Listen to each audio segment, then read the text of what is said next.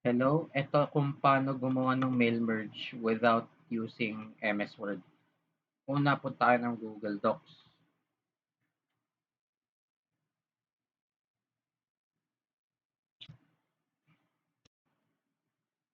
Magsa-sign in kayo ng bagong, kunyari, nagamit ko na kasi yung ano ko, CPSU account. Sabihin natin, bagong account. Ay, hindi meron na. Basta mag-ano na lang kayo ng ano, pwede naman yung CPSU.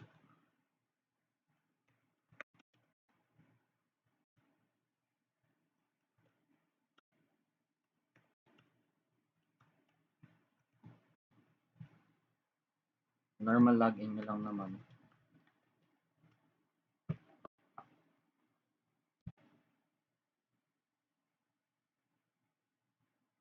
After nyo ma-login, gawa kayo ng blank document.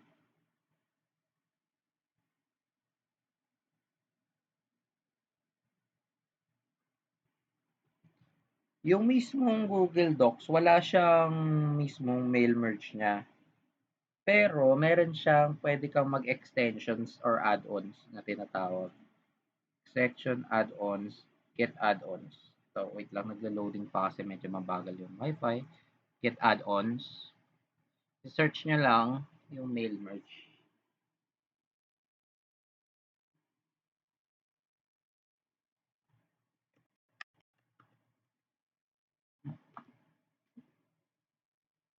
Ito yung alam kong gamitin. So, ito na lang i-recommend ko. Yung mail merge galing kay Quick Solution.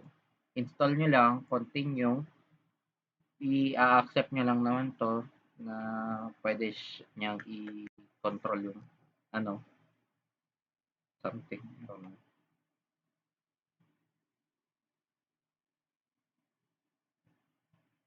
Hindi naman kayo mapapahamak nito kasi Google ano na siya, may Google certificate na siya, so it's safe.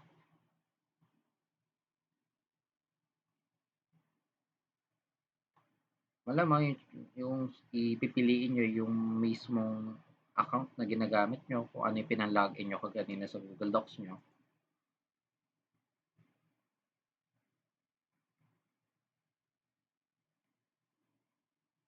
Continue,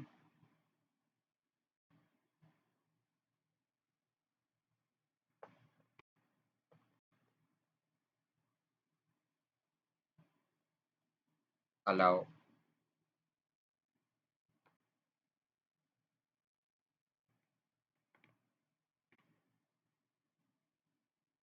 done. Ngayon, after niyo magawa 'yan, start na kayo gumawa nung ano niyo, nung mismong letter niyo. Saka lang kayo magme-mail merge pagtapos na. Kunwari, ito na yung template natin, tapos na natin. Extensions, andito lang siya, mail merge, start. May magpa-pop up dito. Free version lang siya, up to 20, pero 10 lang naman yung gagamitin natin. Create new sheet. So, mapupunta ata kayo sa Google Excel, Google Sheets, parang Excel siya. So, ayan, first name, last name, country, email, CC. Siguro yung country, palitan nyo na. Huwag nyo palitan to mismo kasi feeling ko nasa ano to. Palitan nyo na lang yung i-input nyo dito. Kunwari, ang eto, sabihin natin, gusto ko, eto na lang is yung company name. Sabihin natin, CVSU.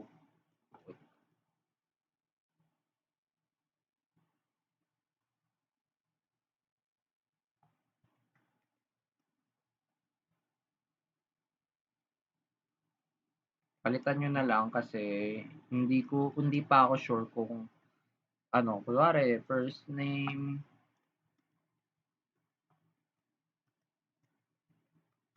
Martin, last name, ARQUERO. Yung email, kunwari, palitan nyo na lang siya ng,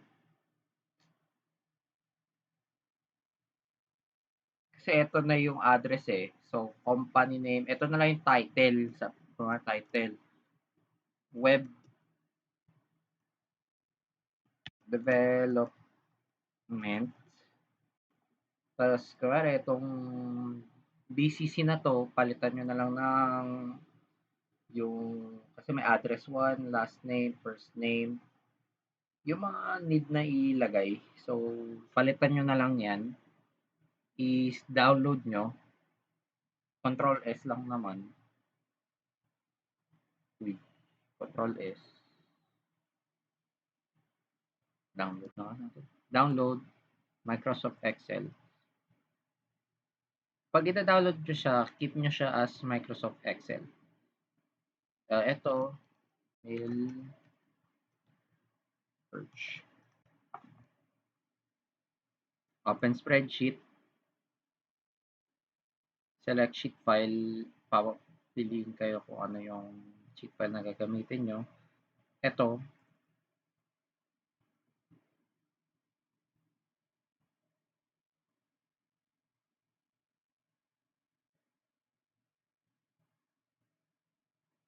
so ngayon, dito nyo na ilalagay ito. So,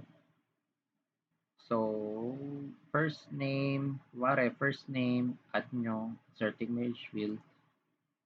Wait, dapat pala yung company name pala to. Ano yung company name natin? Yung country. Company name. Wait, company name. Oh, hindi, ito pala yung ano. Company name pala ito sa email. So, palitan natin yung, lagay mo email. Add email. CVS. Dear, ano yung first name? Last name pala muna. Last name. Tapos, first name.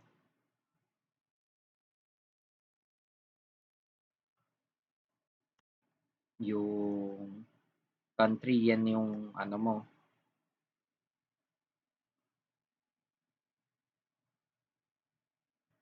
So, yan. Merge nyo na.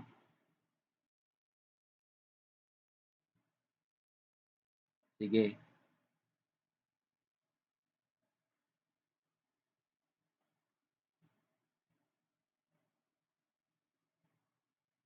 Test email lang yan.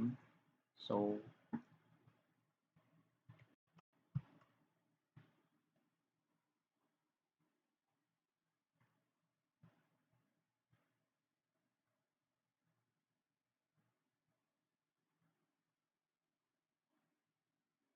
siguro i-show nyo na lang to kay ma'am yung ito mismo na meron kang nagawa sa galing sa email mo.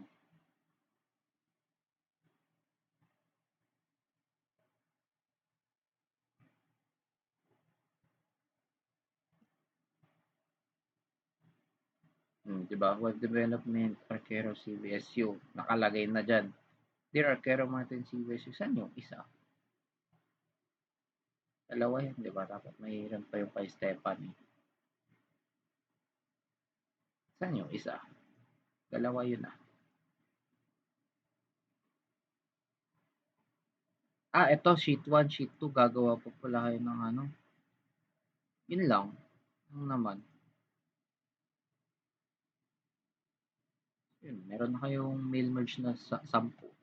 Siguro isend nyo na lang din kay ma'am tong ano nyo, yung sheets nyo para kahit screenshot na lang to na nakagawa kayo ng 10. Kasi wala siya yung hindi siya kagaya nung nandun sa ano na yung tawag na malamang send as PDF nyo na to. Try natin. Test email, letters pala to. Merge. Try natin i-merge to.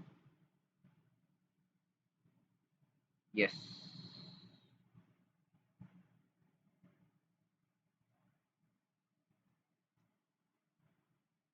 Almost done.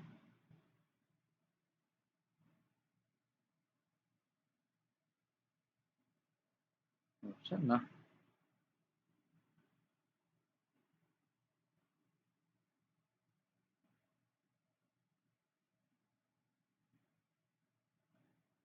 Check ko lang baka na-send na dito eh.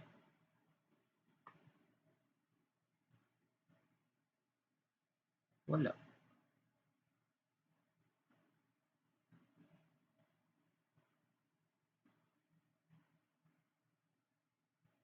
My Drive.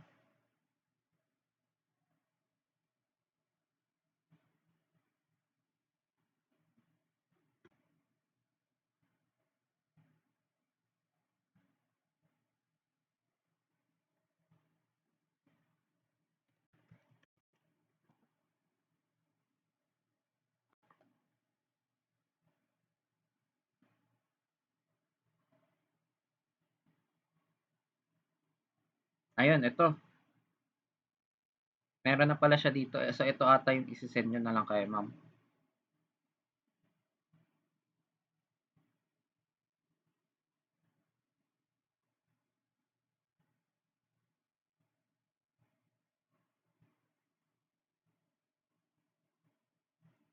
Ito. Tayo mag-open. Ayun. PDF na ata to. Ay, hindi. Hindi po pala siya PDF. Ayun. Ayun. Okay, Stefan. Hindi ko ba na ano yung Stefan? Ay, tama na pala. So, nandito na nakalagay yung information. Ayan na. So, remember, please, pag nag-ano kayo, ilagay nyo sa letters. Tapos, make sure din na meron kayong na apply nyo yung extension. Tapos, check nyo siya sa G Drive nyo. So, sa G Drive nyo, nakalagay naman siya na merged. Thank you po.